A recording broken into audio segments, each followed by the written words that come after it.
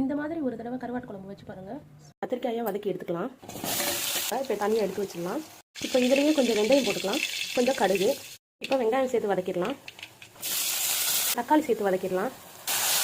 இப்போ இதில் 2 ஸ்பூன் குழம்பு மிளகாத்தூள், 1 ஸ்பூன் தனி மிளகாத்தூள் போட்டுக்கலாம். நல்லா வதக்கிக்கலாம். தண்ணி சேர்த்து வதக்கிக்கலாம். கருவேப்பிலை மல்லி சேர்த்துடலாம்.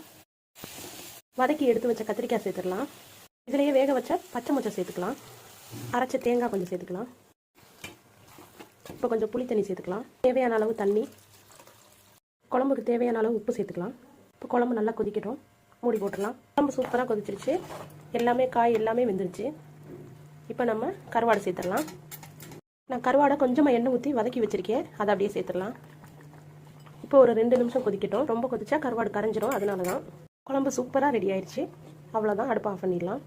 இந்த மாதிரி ஒரு தடவை கருவாட்டு குழம்பு வச்சு பாருங்கள், சூப்பராக இருக்கும்.